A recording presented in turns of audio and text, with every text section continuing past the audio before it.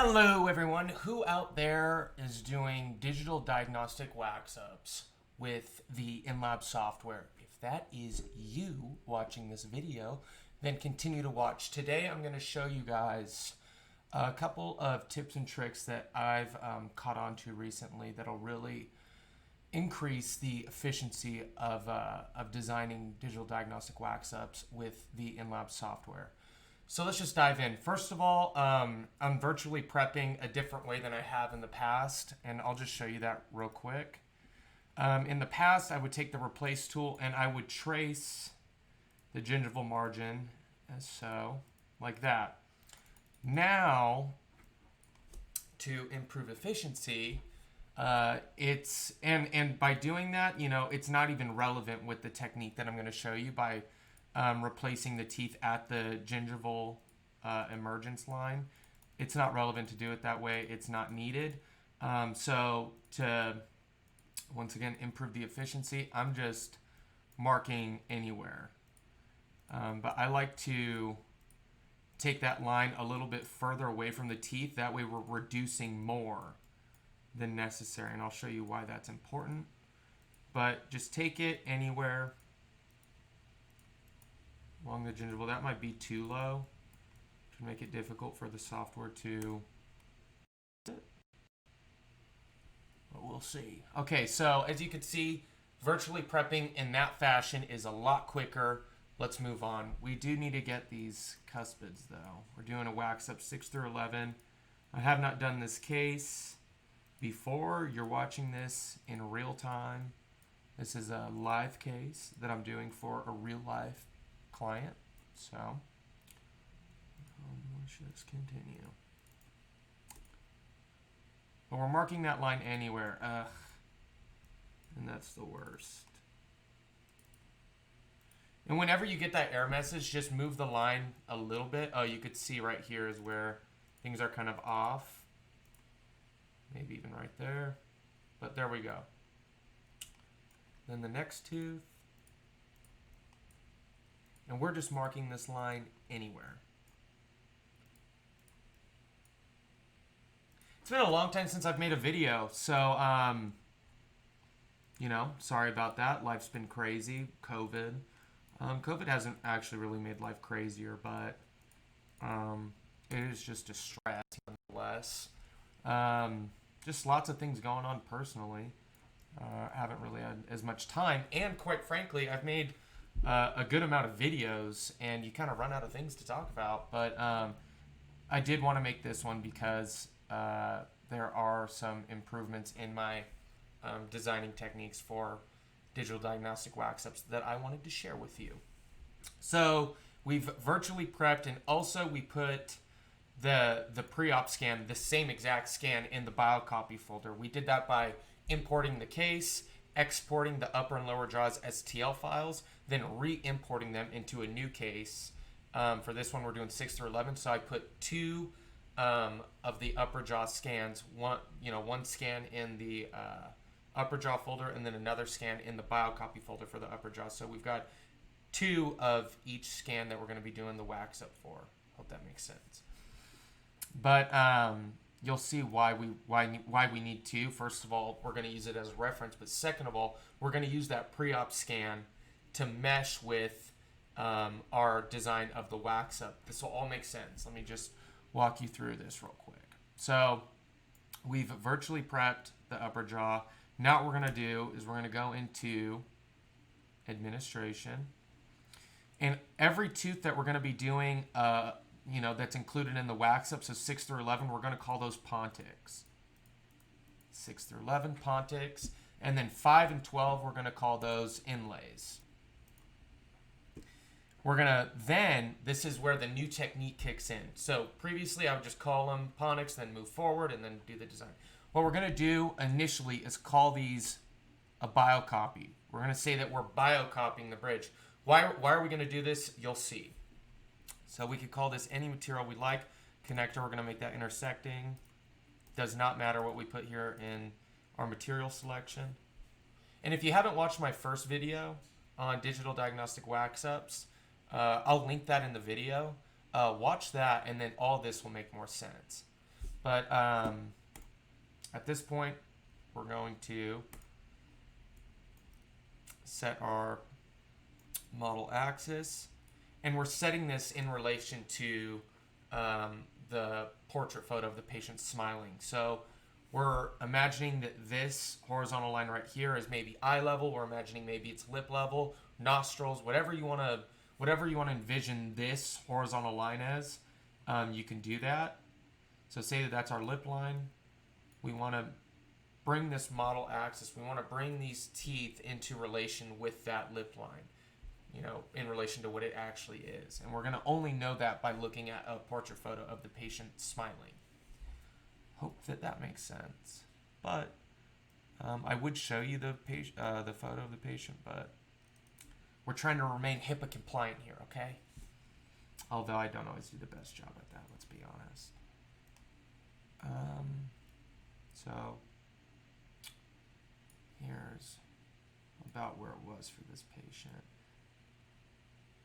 And as you can see, I'm using this horizontal line to kind of level out the gingival, balance out the gingival level, the incisal edge. I'm just balancing everything out, but that looks good to me. Maybe right there. Okay, now remember, folks, we called this a biocopy, and you will see why very shortly.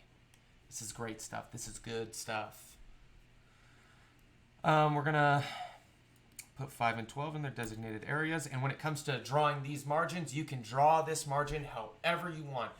If you're using this technique, and I showed you guys this technique maybe a year ago, maybe 2 years ago. You're replacing the teeth at the gingival line, and then you're going back in, you're superimposing your biocopy scan, your pre-op scan, and then you're marking your margin for each individual tooth, calling it a crown. You're marking your margin at the emergence of the pre-op scan. Don't do it that way. Don't do it that way. That is extremely inefficient. And granted, I showed you that technique, and some of you may have been doing that, but I did make a video on that technique a while ago. And that was what I knew at the time. But as you do more and more of these, you're always trying to figure out, how could I do this faster? How could I do this faster? Because you got cases coming in, you want to get them in, you want to get them out. So I make it a personal effort to find the most efficient way to do this possible. And when I do find something out, I share it with you guys because I'm a good guy, because I love you. But anyways, for the inlays, you can mark the margin wherever you please. We're just going to put it right there. And then move on to number 12. We're going to put that right there. Set insertion axis, irrelevant. And then once you get here, this is where the magic happens. This is where you're going to make your money. Right here. Once you get to the edit copy line, go back and do administration. Go back. You're not going to copy anything. You're just going to go back. Then you're going to switch it back to anatomic. This is good stuff, trust me. You're going to go back into model. You're going to move forward. And then you're going to, for your inlays, you're going to zero everything out. You're going to zero out your spacer. You're going to zero out your minimal thickness. You're going to zero out your marginal thickness. And then you're also going to deselect instrument geometry and remove undercuts, apply to similar restorations. Okay, and then for your pontics, these are the parameters you're going to set for the pontics, which the pontics are the teeth that you're doing for the wax up. You're going to set that to -2000, apply to all restorations. Okay, watch this. So typically in the past, when I don't call this a biocopy, once you get to this positioning phase, or you could see it in the adjust morphology phase, but once you get to the positioning phase, the software is going to put these teeth wherever it wants. And sometimes it can be way off the mark, and you have to spend a lot of time positioning these teeth where they actually need to be. But I hope that you guys can see this. When you call it a biocopy, but then you change it back to anatomic, even though you called it anatomic and it's still anatomic, the fact that you called it biocopy initially, the software's already pre-programming where it's going to position these teeth.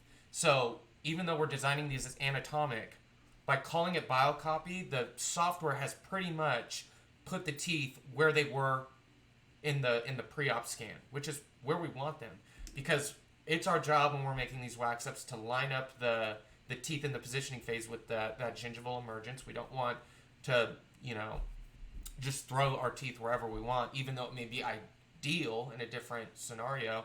We have to be realistic with our wax ups. Anyways, point being, I think you guys can see what's happened here.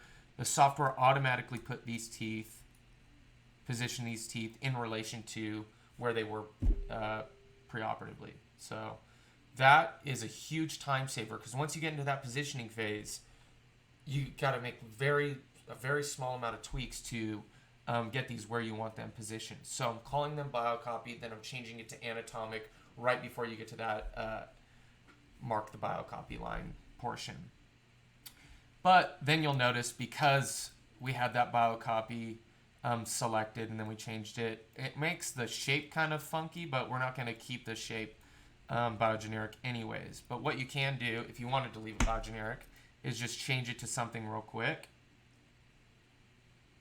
and then change it back to biogeneric if that's what you wanted to do. For this patient, let's figure out a two shape together. I do like that ovoid shape for this patient. Let's reference the lowers. You could see kind of the pre-existing dentition, see what may work for this patient. You could also do that by just looking at the pre-op scan.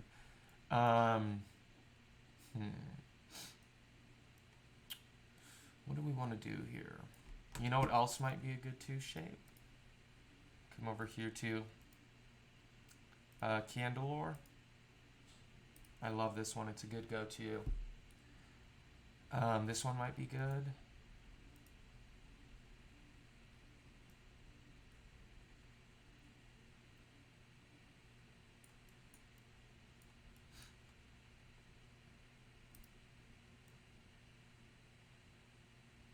I think I'll go with this one, but this is important stuff here. This is someone's smile. We got to get it right, so bear with me here for a second. I like that one. I do. But could we do better? Let me know your thoughts in the comments. If there's a certain two shape that you have in mind that you think would look good. Ovoid would look good.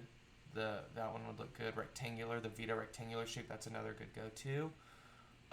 Let's just...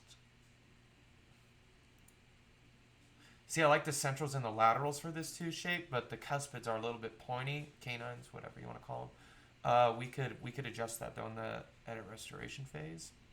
Let's just go with this. Yeah, we'll go with that. So once you get to the positioning phase, this is...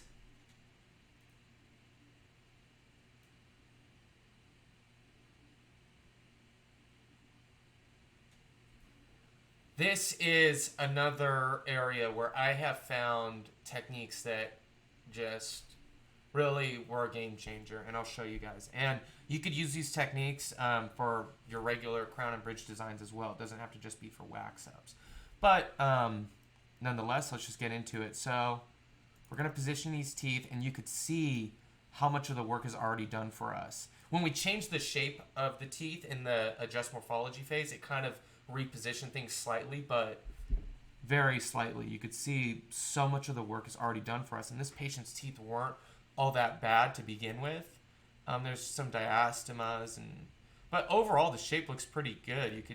She may have even had some ortho, but it looks pretty good. We just need to refine some things, right here, close up the gaps, but let's just get into it. I said that there was another game-changing technique that I'm going to show you guys, and I will show you now. So we're going to start our positioning.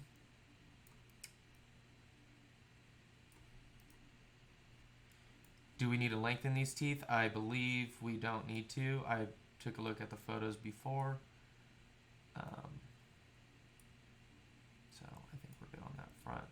The proportions are a little bit off. You could see these look a little bit narrow to me, the centrals. And the laterals are definitely a bit narrow. So I think we're going to split the difference here We're going to add to the mesial of the canine. We're going to add to the distal of the lateral. But you guys, watch this. It's good stuff. So we're going to widen this central just a little bit. But then you can see, once we get here, we've widened the central. We like where it's at.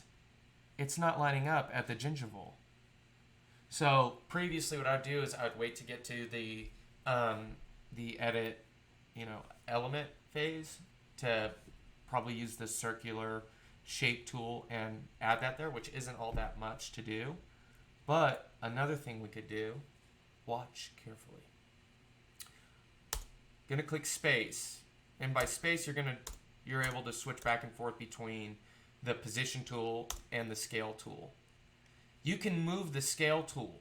You can adjust how you want to scale the teeth.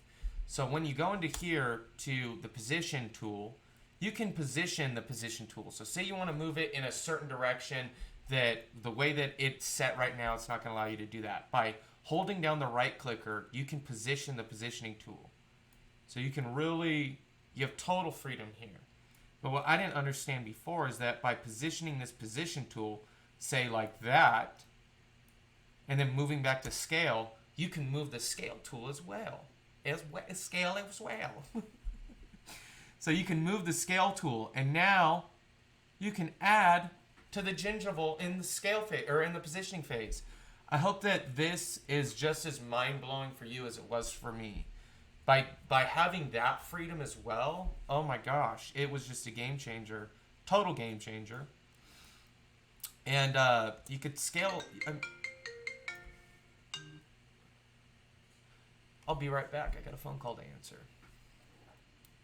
Okay, and we're back. Sorry about that. But we were talking about adding to the gingival portion we were talking about changing the proportions of the tooth with the scale tool by moving the positioning tool to accommodate wherever you want to scale that tooth.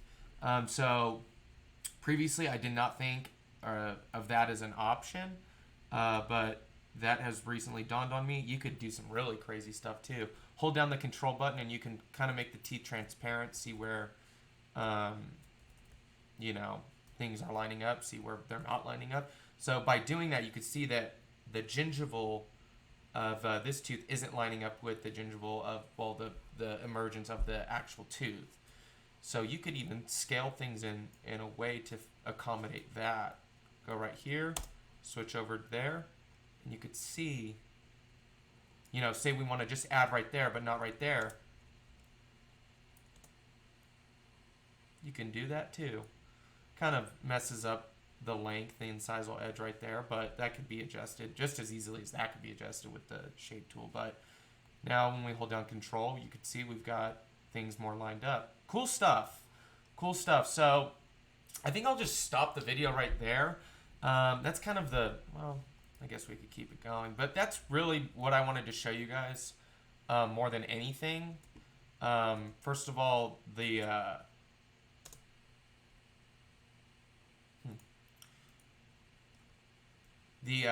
ability to have the software position things for you by choosing biocopy first. Granted, there are some tweaks to make, but then also how we could utilize the scale tool to its full potential. So if you want, you guys can stick around, watch me complete this wax up. I think I'll fast forward through a lot of it, but I'm just going to get into it. Going to start the design process for this wax up.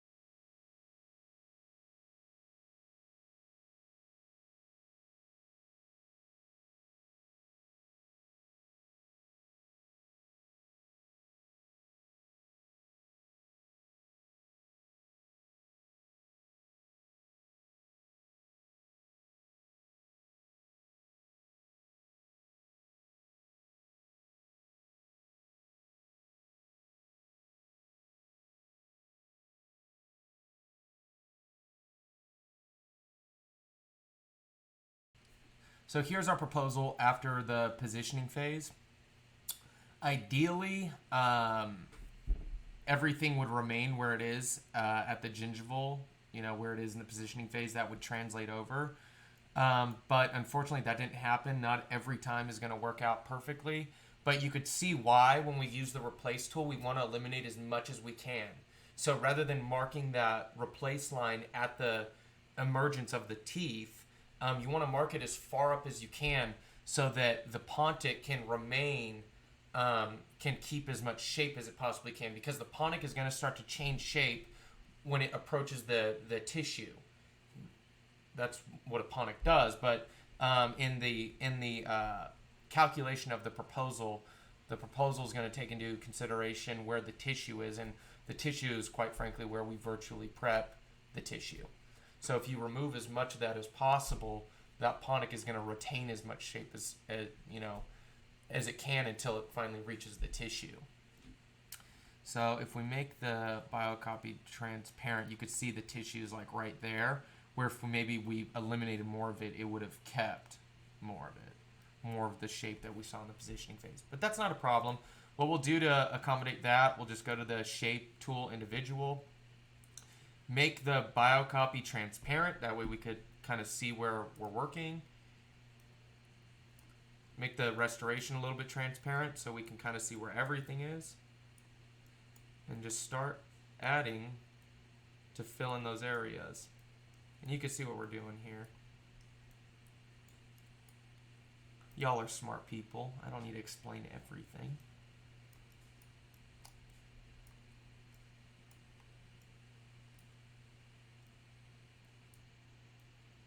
So we're just bringing up the, as I go to explain what I'm doing, we're just bringing the,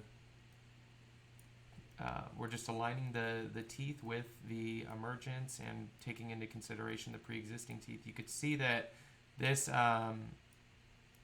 this tooth number 10 was sticking out further than tooth number 9.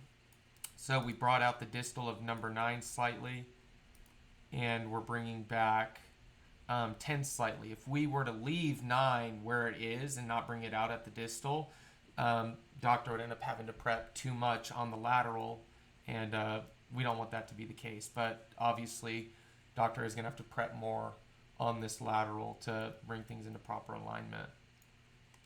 These cuspids, as I mentioned before, I could already predict that they were going to be, there was going to be more adjusting of those in the positioning phase when we were choosing our tooth shape, and that ended up being the case. We're just going to continue doing what we're doing. Do what you know you got to do first.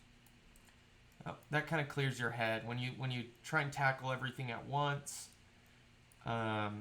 things can get messy. Things can become inefficient because you're going back and forth. But if you do what you know you got to do first, get it out of the way. We know we got to do that, so let's do that, and then we'll focus on everything else later. Priorities, baby, priorities. Okay.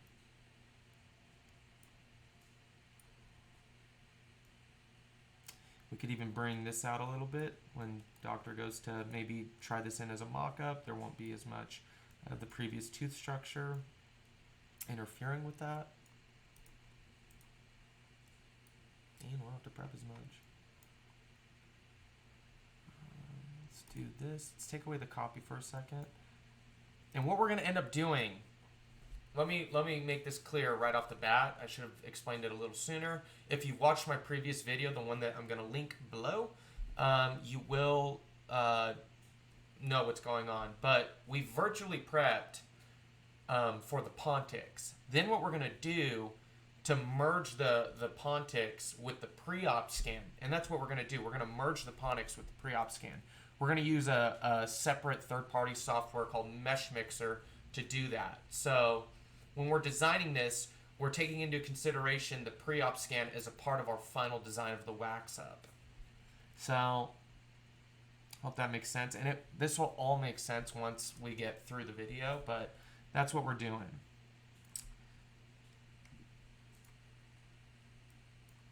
The upper jaw scan that we virtually prepped is irrelevant. We only virtually prepped it the way that we did so that the pontics can can be so the design of the pontics will remain as efficient as possible. We're trying to get as much out of the way. Ideally, what Serrano would do is have a designated design mode for wax ups, and that's how that would be done. You would be using the pre-op scan and then just adding pontics without having to add the inlays, because without the inlays in the mix, we can't virtually prep the pontics to export them as an STL file to then separate that STL file into just the pontics in Mesh Mixer. This is a lot, but ideally Serrano would make a design mode for wax ups, but for now this is what we're dealing with. Another downfall with this shape is it makes the belly of the tooth, or the body of the tooth, a little bulbous. So we could bring that back a little bit. That may interfere with our contour lines, but we can always refine those as well. I don't think it will. The idea here, to remain as efficient as possible, is allow the software to make the shape for you. Allow the software to make the shape for you, then all you got to do is refine little things like contacts. If you're designing crowns, like the emergence, where the crown or the design merges with the margin. We all know that could get crinkly and bubbly and all kinds of indentations and discrepancies. So we're trying to just, obviously with this, we're avoiding that because there's no margin to merge to. But you all know what I mean when we're designing a crown or a bridge. The little things like smoothing that out, or filling in minimal thickness. But allow the software to do the shape for you. That's why we're very thoughtful when we're choosing a tooth shape in the adjust morphology, because that's going to be the shape of the tooth. All that we're going to do is refine things. Unfortunately, like I had said before, these cuspids are going to need a lot of refining. We're going to reshape those significantly, but that's why we're getting the centrals out of the way and the laterals out of the way. So if you want, what we could do, so there's not this harsh ledge right here. When we go to merge the pre-op scan with the pontics, we can bring this out slightly. We don't need to do it too much, let's be honest. But we could also do that. We'll do that after. So we'll just leave this the way that it is. I've done a lot of talking, but without the talking, this is a pretty quick way to get wax ups done. Centrals and laterals are already done. There is some asymmetry at the gingival here, the gingival third of the laterals. That's just a tricky thing to deal with. You could see why. So I think what we'll do is we'll bring this out just slightly. That's almost good enough. You could bring this back slightly. And what I'm doing to adjust the size of the shape tool is I'm holding down the right clicker. The same way we would position the positioning tool, I'm holding down the right clicker and then I'm moving the mouse or trackball or trackpad up and down. God, I miss those trackballs. The Omnicam versus the Prime Scan. No more trackball. But if you are using the Prime Scan, I highly recommend just using a mouse. That trackpad can be really finicky, just from the few times that I've played with it. Now let's get to the cuspids. Laterals and centrals are done. So let's just do the canines now. We're going to have to reshape this. We're going to have to work a lot on the emergence. And you could see what's happened here. We have a less than ideal shape at the gingival of the pontic. So all we got to do to correct that is go to edit baseline, drag baseline, and then we're just going to bring this baseline up to where it needs to be. Make the upper jaw transparent, and then just bring that up to the gingival, and you can see now we're where we need to be. And essentially that's what's happening with all the teeth. That's the reason we needed to adjust any of it, because it didn't put the baseline in a more ideal position. But it's going to put the baseline kind of where the tissue is. That's why we want to get the tissue as retracted as we can when we virtually prep, so that that baseline is as far away as it could possibly be. So we retain as much shape that we did in the positioning phase. I am repeating myself here. I'm just wording things differently. But now that we've taken care of that, let's just do what we did with the centrals and the laterals.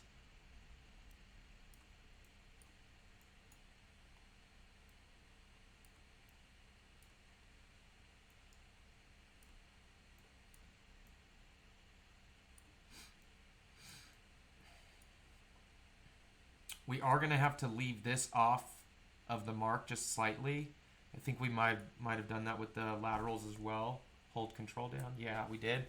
Because we're going to have to close in that gap. And the best way to prep something like that is taking that area of the prep, those margins, subgingival. So take the distal margin of the canine, subgingival, take the mesial portion of the prep for the canine, take that margin subgingival, and then for the distal of the lateral, take that subgingival, and then we'll be able to create a more ideal emergence, something that looks more lifelike to close in that gap. If we left that margin at the tissue level, we're going to have a ledge. The margin to where we need to close that gap, it's not going to be an ideal emergence. It's going to emerge from the tissue, but then right after it emerges from the tissue, if your margin's right at the tissue, it's going to take a 90-degree angle to close in that gap. So, folks, let's take those margins subgingival.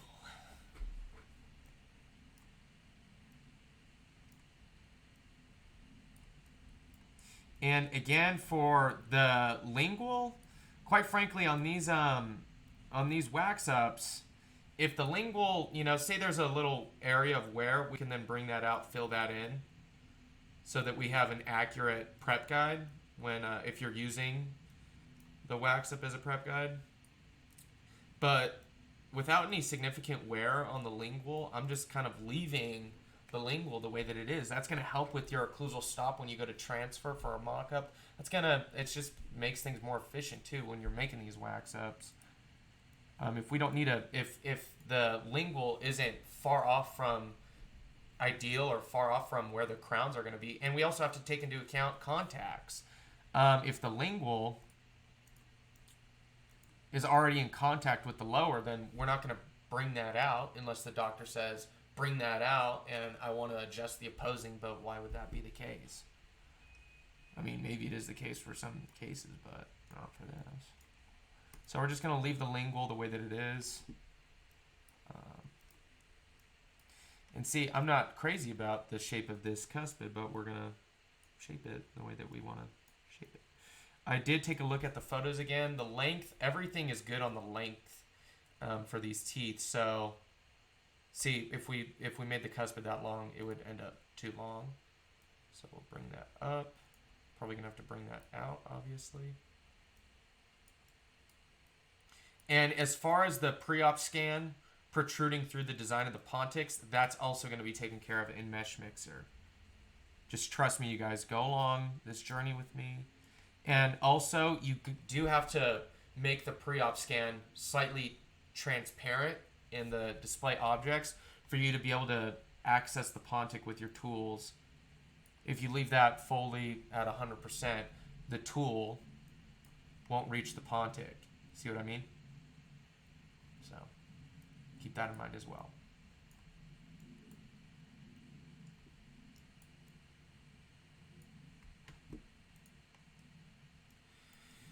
Man, the cuspids, I'm not digging the shape of these. Let's see what we can do. I don't want to make them too pointy. I do like, we might want to do, I wanted to keep this as simple as possible. I'll be right back. And we're back. So, as I was saying, we're leaving the length the same as it was before. We're just filling in the diastemas, refining the shape, better proportions. I kind of like the cuspid, the shape of the cuspid. Yeah, that's not bad. I like it. Okay, so we'll just stick with that. We've got the emergence lined up, which is half the battle. So, yeah, no, we're good. But we do at times you do have to remove the biocopy scan just to double check the shape because, for example, that's in the way. Let's do this, and let's see where that puts us as far as the emergence. We're still good. Okay.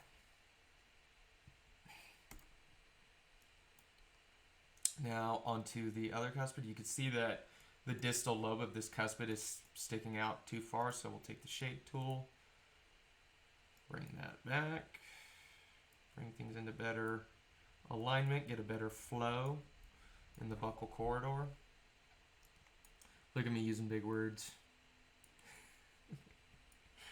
But yeah, no, we're just refining this shape. I can make myself so cringed at times. Some of the things I say, I'm like, why did I say that? But that's just me. That's my nature. Like it, love it. I don't care. Emergence, emergence, emergence.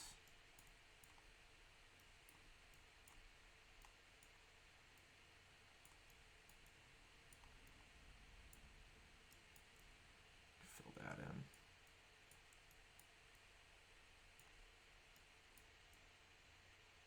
Sometimes with these pontics, you get these little ripples. And I don't know if you guys have ever experienced this, but these ripples can be a total pain in the ass to refine. You got to smooth and then add, and then smooth and then add. I just do my best to avoid those ripples. I'll remove this. I'm talking about this, folks. If I were to smooth this, it turns into a total battle. So if anything, I just hide the ripples behind the pre-op scan, like they are kind of right now. And if I have to adjust them, then I just use the shape tool and I kind of leave them intact, because to smooth that out, I only smooth it out when I absolutely have to, but to smooth that out, if you guys have experienced that, it's not fun. It's not fun. And that's just another little thing that Sirona could fix with the software, but I'm not going to get on Sirona too much because I love the software, but can always make improvements, I guess. And then let's close up this embrasure right here. And then also, remember I said the length was good. Well, maybe this one's a little bit short and it could afford to be a little bit longer.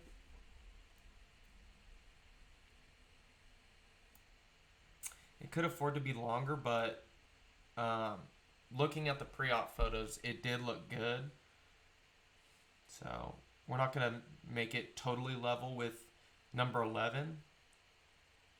Just in relation to the lower lip and everything, it did look good the way that it was, but we will make it a little bit longer.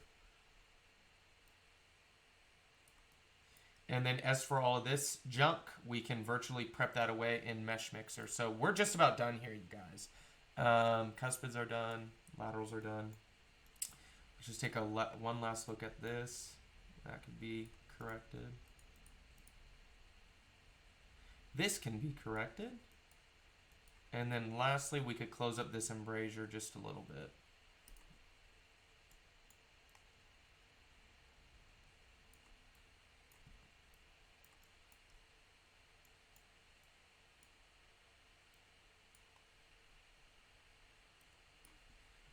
Okay, let's check out that distal lobe. That looks to be corrected. I love it. I freaking love it. It worked out good. Let's check these emergence marks one last time. This is a little bit off. I don't know if it's crucial to correct that, but let's just correct it. Slightly off. And remember, to access the pontic, you do have to make the pre-op scan just a little bit transparent if you're trying to reach behind that scan.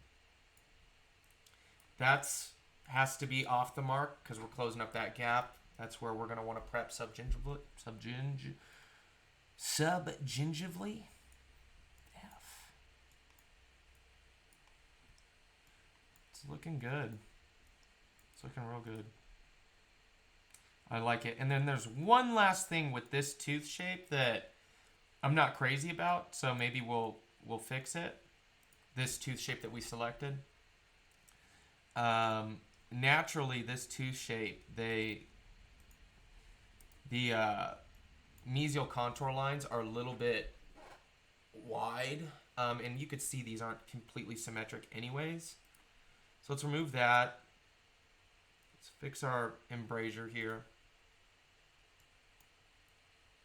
Another thing we could do with this tooth shape that I'm not crazy about is it really makes the distal incisal edge quite round. So we could just make that a little bit less round.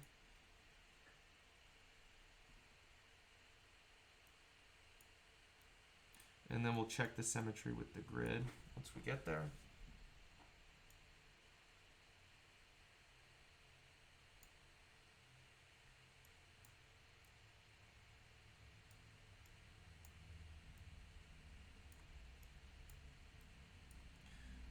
Seems to be a-okay.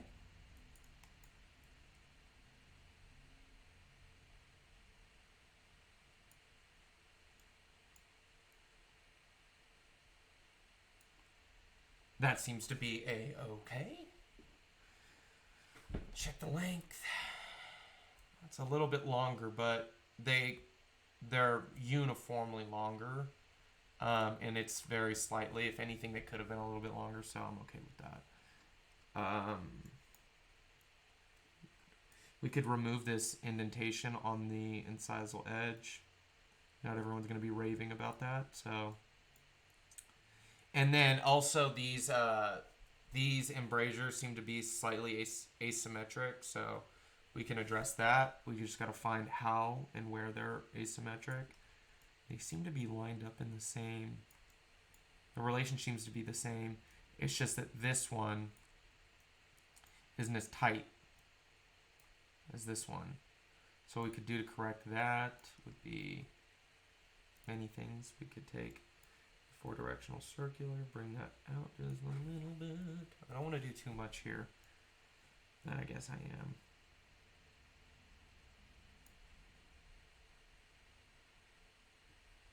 Then we could sharpen up the mesial incisal edge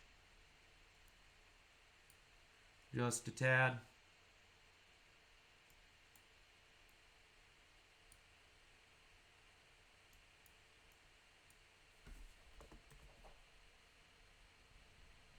What do you guys think of that? I love it. Distal of this is good. The mesial embrasure of the centrals, that's symmetric. You could check that by pulling up the grid. And then you could also check the symmetry of the mesial contour lines by pulling up the grid. And if you want to make those tighter, just take the circular four directional, hover over that contour line, and just move it over just like that. And then there's some areas to fill in once you've done that. But that's really what I do. It's worked this far.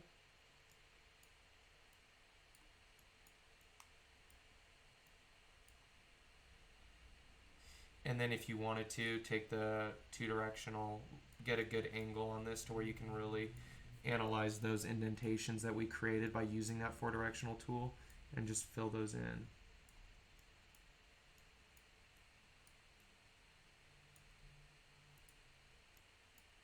I freaking love it. I just do.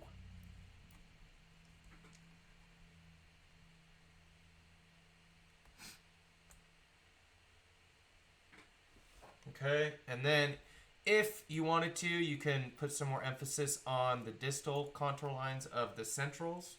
And I like to do that by, you could see they're kind of, that's just the shape of the tooth, really. They're just not as prominent. If you wanted to, what I would do is get a good angle on that distal contour line to where you can kind of see a reflection of where that's at. And then take your form add tool, decrease the strength so you maintain as much control as possible. Make it about the size of the contour line. Come over here. Just a little something something there. Same thing over here. I know, I make this look easy. But if you do keep the strength low, it is easy. You just want to maintain that control, because adjusting these contour lines with the form tool is not always the easiest thing, believe me. But if you just work slowly, it seems to work out. And that looks good to me. Things look slightly off right here. But man, we're really getting nitpicky now. But hey, people pay good money for these wax ups, so we're going to make it right,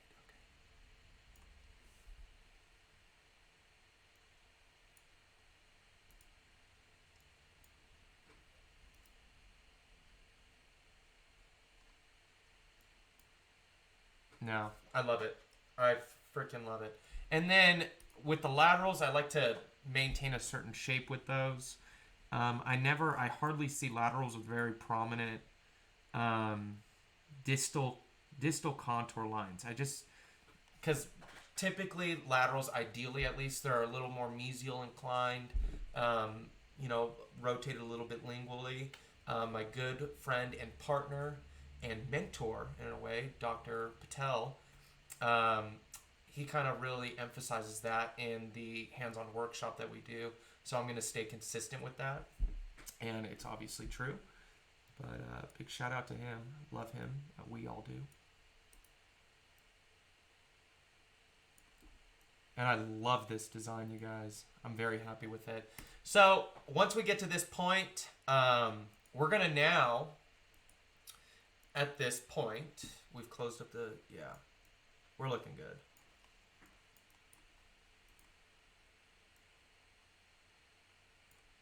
What we could do, though...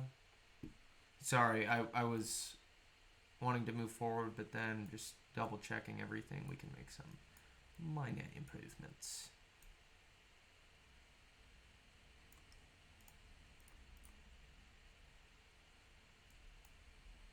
I'm getting real close to the screen now because this is where all the refining happens.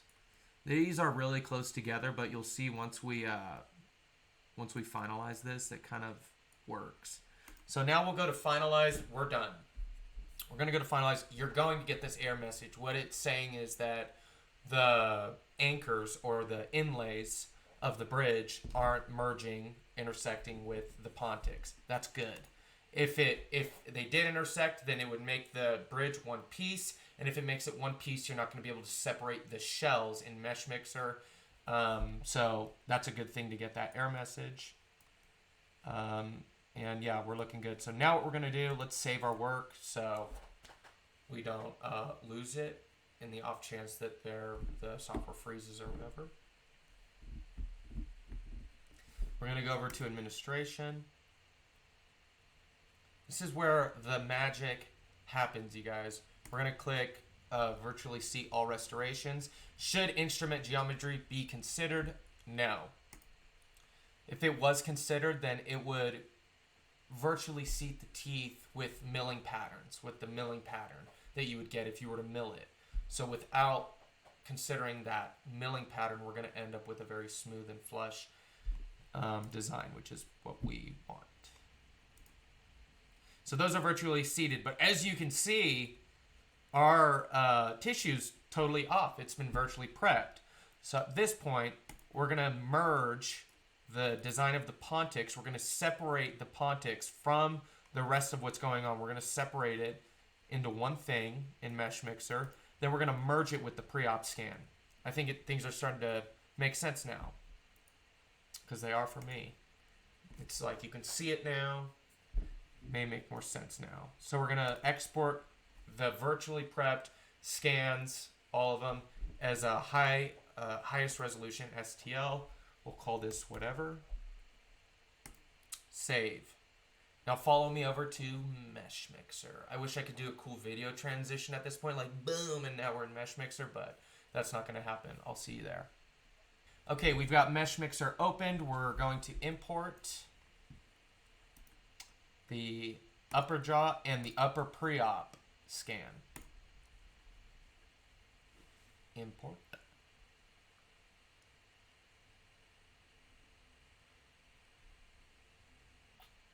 Generating the mesh. Okay, and we've got two scans here. We've got the scan of our design, and we've got the pre-op scan. So for the scan of our design, we could just remove this. You could see that's the scan of our design. We're going to go to Edit, Separate Shells. And what that's going to do is it's going to separate everything. It's going to separate the inlays from the pontics. It's also going to separate the scan of the jaw. So we'll delete that. We'll also delete the inlays. And now we're... Excuse me 1 second. Okay, we're back. Sorry about that. But what we've done at this point is deleted the extra shells that we don't need. And we're left with only the pontics. And then, you know what we could do at this point when we select all those pontics? We can combine them. And then all we've got left to do is virtually prep the pre-op scan. So you can see at this point they're meshed, or they're going to be meshed. But you could get an idea of what it's going to look like. We're going to go to Select, and then to take care of all the protruding pre-op teeth that are sticking through the design, we will go to Select and then highlight. You're just going to hold down the left clicker, highlight all the areas that you want to get rid of.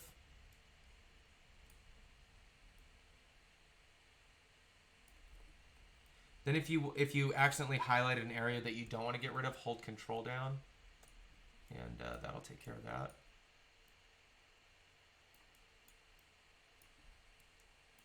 We've got some areas right here.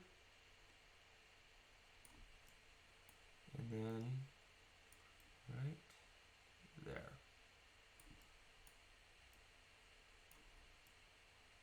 Then we're going to go to Edit and click Discard. Then we're going to combine both of these. Now we're going to click Make Solid, and you have to make it solid to mesh them together into one file. Because if we left it the way that it is now, you still have separate shells. So you want to make it solid so that you only have one shell. And then while that's doing its magic, we could go back to the InLab software, go to Wax Ups, open up a new case for Wax Ups. We'll call this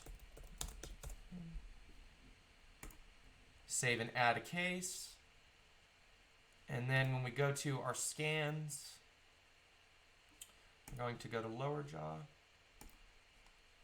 import the lower jaw that we that was exported when we exported the virtually seated design. And for our upper jaw, we're going to import this one right here. And then after you click Make Solid, you're going to need to do one last thing.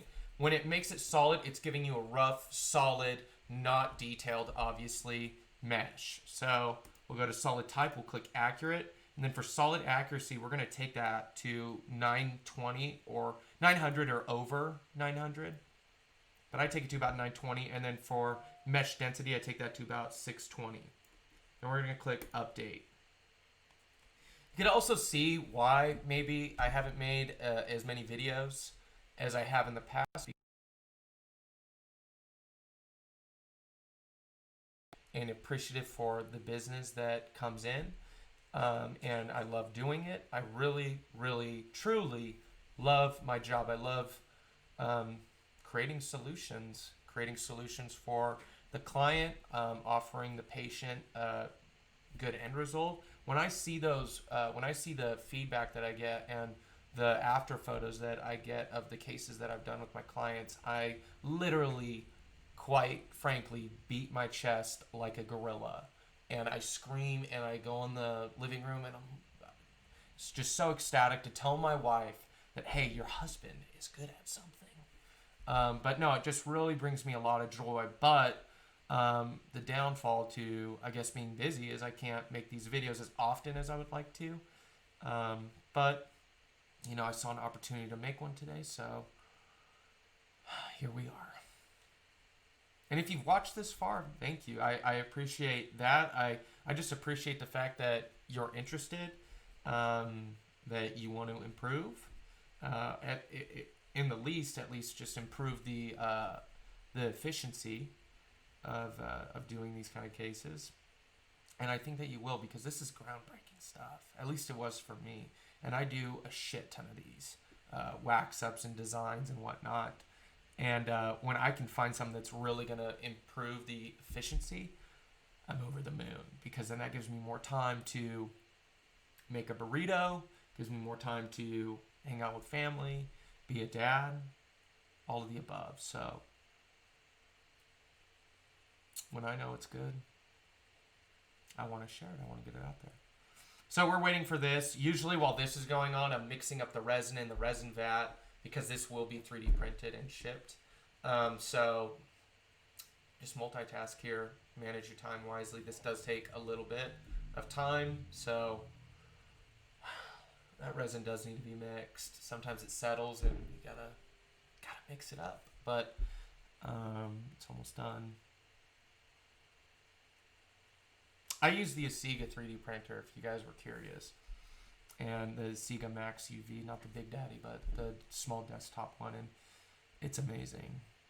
I love it. I started out with the Anycubic Photon, and that was just to get my feet wet. It was like a $300 printer, and you learn the ins and outs of 3D printing like that, because you're kind of forced to create your own resin profiles. You gotta understand all these different things that I now forget because the Asiga does it for you. But I started out with the Photon, the Anycubic Photon. Now here's another thing. When you do this, when you make it solid, sometimes these will occur. These little striations and whatnot. Those are really easy to remove.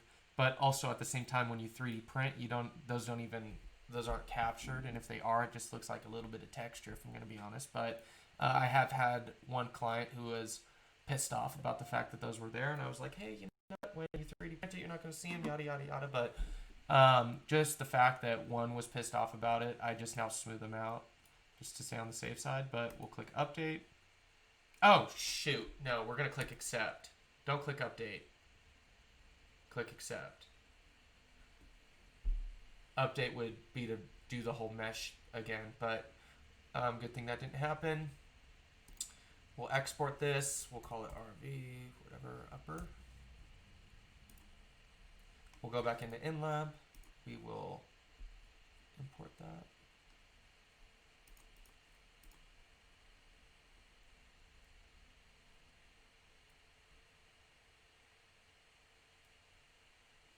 You're going to click no for that error message, and then you're going to click no for that error message. Then you're going to move on. And there's two ways to do this, but I don't know if you guys remember, we talked about how we can smooth out this area where the pre-op scan meets the pontic.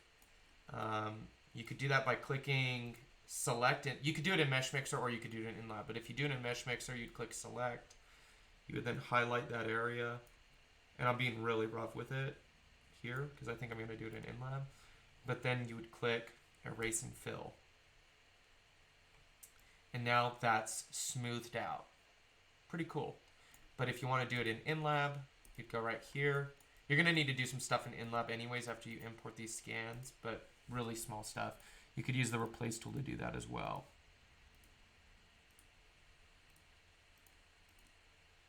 So if you do it in Mesh Mixer, you just want to do that obviously before you export the STL file. If you do it in InLab, well, you're doing it in InLab. This replace tool, man, it can be so finicky sometimes though. Maybe I should have just done it with Mesh Mixer. If it doesn't work this one, we're going to use the Mesh Mixer file.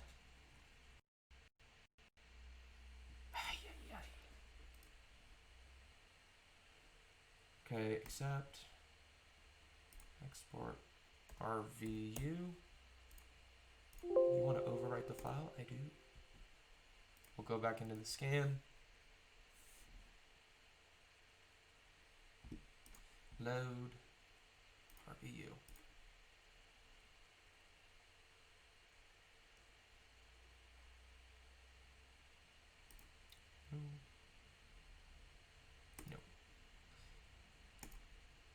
Hopefully it didn't mess up the incisal edge of the pontic. I wasn't being all that diligent with it just because I didn't expect on using it. But we'll see. Oh no, she's pretty. She looks good. Okay, and then we're going to need to do two things when we get here. First thing, well, really only one thing most of the time, but you got to take the cut tool and just open up the base, just like that. Just anything. Because if you were to leave this enclosed and then export it to the model module, it wouldn't know where to put the line. Then you guys will see what I'm talking about. Just open up the base by using the cut tool and just cut a small area out. And then second thing, which is only sometimes for this case, for this case we need to correct these striations. So we'll take the smooth tool, just go to the lowest strength, and you'll see how easily these are removed. Done. Done.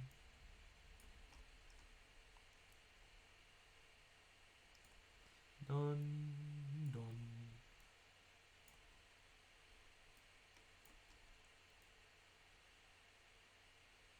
Done.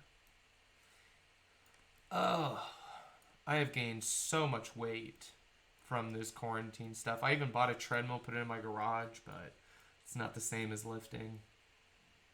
For all you gym rats out there, you know what I mean. That treadmill and push-ups just don't do the trick.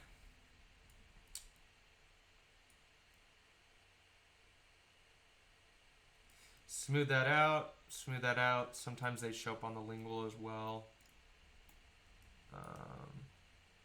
I think we're good there. But yeah, that's done. Off to the model module, where we're going to make the models for it. Then we're going to export those models as STL files. I would then at that point send you, the client, or if you're in my position, you would then send that STL file to your client where they can 3D print it or throw it in the 3D printer and get it shipped. But yeah, that should just about wrap up this video. The rest of the, well, I'll show you one more thing, but this is almost done. Thank you for hanging in there for this long. If you got something out of this video, if you enjoyed it, please let me know in the comments. Wherever you're watching this, Facebook, I'll put it on Facebook and YouTube. I'm not going to do the whole Instagram TV.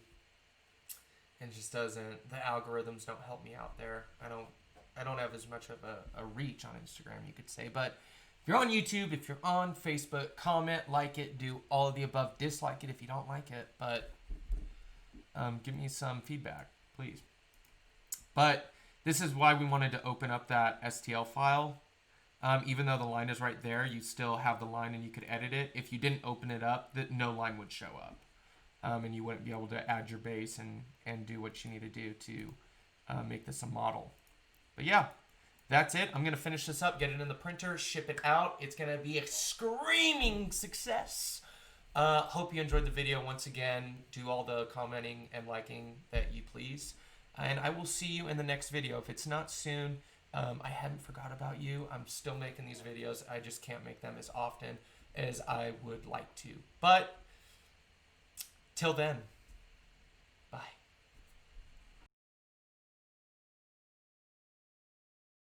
So here's our proposal after the